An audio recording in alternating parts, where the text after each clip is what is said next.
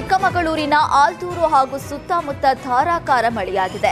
ಈ ಮೂಲಕ ಸುಡು ಬಿಸಿಲಿನಿಂದ ಬಳಲಿದ್ದ ಜನರಿಗೆ ವರುಣದೇವ ತಂಪೆರೆದಿದ್ದಾನೆ. ಭಾರೀ ಮಳೆಯಿಂದ ಕಾಫಿ ಬೆಳೆಗಾರರ ಮುಖದಲ್ಲಿ ಮಂದಹಾಸ ಮೂಡಿದ್ದು, ಹೂ ಬಿಡುವ ಹಂತದಲ್ಲಿರುವ ಕಾಫಿ ಗಿಡಗಳಿಗೆ ಜೀವಧಾರೆ ಸಿಕ್ಕಂತಾಗಿದೆ. ಬೇಸಿಗೆಯಲ್ಲಿ ಕಾಫಿ ತೋಟಕ್ಕೆ ನೀರಾಯಿಸಲು ಬೆಳೆಗಾರರು ಪರದಾಟ ನಡೆಸ್ತಾ ಇದ್ರು. ಇದೀಗ ಮಳೆಯಿಂದ ಕೊಂಚ ನಿಟ್ಟುಸಿರು ಬಿಡುವಂತಾಗಿದೆ.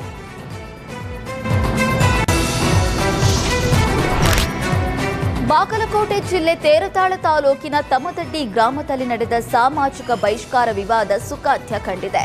ಇತ್ತೀಚೆಗೆ ಕಾರ್ಯಕ್ರಮಗಳಿಗೆ ದಲಿತರಿಗೆ ಪ್ರವೇಶ ನೀಡಿರಲಿಲ್ಲ ಅಂತ ಎರಡೂ ಸಮುದಾಯದ ಮಧ್ಯೆ ಅಸಮಾಧಾನ ಉಂಟಾಗಿತ್ತು.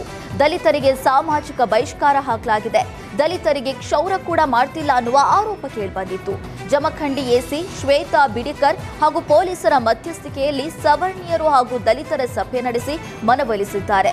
ಅಧಿಕಾರಿಗಳ ಸಮ್ಮುಖದಲ್ಲಿ ದಲಿತರಿಗೆ ಊರಲ್ಲೇ ಇರುವ ಕಟ್ಟಿಂಗ್ ಅಂಗಡಿಯಲ್ಲಿ ಕ್ಷೌರ ಮಾಡಿಸುವ ಮೂಲಕ ವಿವಾದಕ್ಕೆ ತೆರೆ ಎಳೆಯಲಾಗಿದೆ.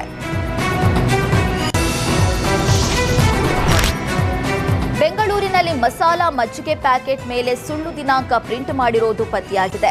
ಹುಳಿವಾವ್ ಮುಖ್ಯ ರಸ್ತೆಯಲ್ಲಿರುವ ಶಾಪ್ ಒಂದರಲ್ಲಿ ವಿನಾಯಕ ಮಜ್ಜಿಗೆ ಕಂಪನಿಯ ಪ್ಯಾಕೆಟ್ ಮಾರಾಟ ಮಾಡಲಾಗ್ತಿದೆ.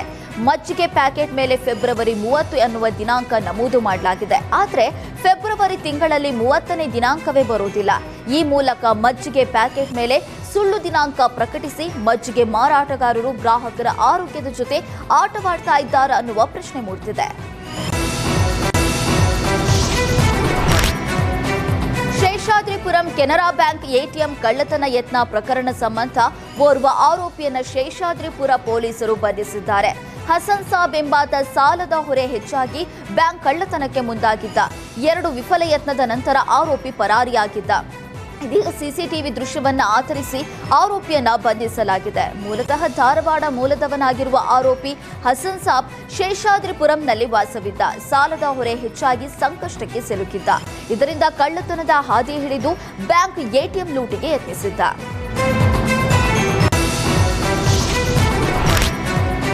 ರಾಷ್ಟ್ರೀಯ ಸ್ವಯಂ ಸೇವಕ ಸಂಘಕ್ಕೆ 100 ವರ್ಷಗಳು ತುಂಬಿದ ಹಿನ್ನೆಲೆಯಲ್ಲಿ ಕೊಡಗು ಜಿಲ್ಲೆಯ ಶ್ರೀಮಂಗಲದಲ್ಲಿ ಹಿಂದೂ ಸಂಗಮ ಸಮಾಜೋತ್ಸವ ನಡೆಯಿತು. ಶ್ರೀಮಂಗಲದ ವಿವಿಧ ಪ್ರಮುಖ ಬೀದಿಗಳಲ್ಲಿ ಮೆರವಣಿಗೆ ನಡೆಸಲಾಯಿತು.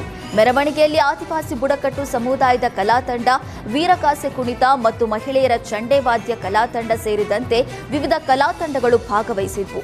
1 ಕಿಲೋಮೀಟರ್ಗೂ ಅಧಿಕ ದೂರದ ಮೆರವಣಿಗೆ ಬಳಿಕ ಬಹಿರಂಗ ಸಭೆ ನಡೆಯಿತು. ಸಭೆಯಲ್ಲಿ ನೂರಾರು ಜನರು ಭಾಗವಹಿಸಿದ್ರು. ಯಾದಗಿರಿ ಜಿಲ್ಲೆಯ ವಡಗೇರ ತಾಲೂಕಿನ ಮಾಚನೂರು ಗ್ರಾಮದಲ್ಲಿ ಮರಕಮ್ಮ ದೇವಿಯ 13ನೇ ವರ್ಷದ ರಥೋತ್ಸವ ವಿಜೃಂಭಣೆಯಿಂದ ಜರುಗಿತ್ತು. ಸಾವಿರಾರು ಭಕ್ತರ ಸಮ್ಮುಖದಲ್ಲಿ ಯಾವುದೇ ವಿಘ್ನಗಳಿಲ್ಲದೆ ಭವ್ಯ ರಥೋತ್ಸವ ನಡೆಯಿತು.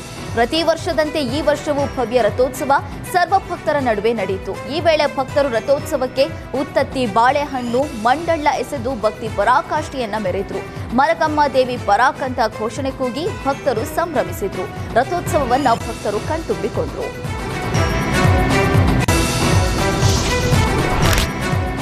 ಉದ್ಯಮಿ ಸಿಜೆ ರಾಯ್ ಆತ್ಮಹತ್ಯೆ ಪ್ರಕರಣಕ್ಕೆ ಸಂಬಂಧಪಟ್ಟಂತೆ ಇನ್ನೆರಡು ದಿನದಲ್ಲಿ ಎಫ್ಎಸ್ಎಲ್ ರಿಪೋರ್ಟ್ ಪೊಲೀಸರ ಕೈ ಸೇರಲಿದೆ. ಸುಮಾರು 20ಕ್ಕೂ ಹೆಚ್ಚು ಅಂಶಗಳನ್ನು ಎಫ್ಎಸ್ಎಲ್ಗೆ ರವಾನೆ ಮಾಡಲಾಗಿದ್ದು, ವರದಿ ಎಸ್ಐಟಿ ಕೈ ಸೇರಿದ ಬಳಿಕ ಸಿಜೆ ರಾಯ್ ಆತ್ಮಹತ್ಯೆಯ ಅಸಲಿ ಕಾರಣ ಬಯಲಾಗಲಿದೆ. ಸದ್ಯ ಉದ್ಯಮಿ ಸಿಜೆ ರಾಯ್ ಆತ್ಮಹತ್ಯೆ ಇನ್ನೂ ನಿಗೂಢವಾಗಿದ್ದು, 4 ಆಯಾಮಗಳಲ್ಲಿ ಪೊಲೀಸರು ತನಿಖೆ ಮುಂದುವರೆಸಿದ್ದಾರೆ.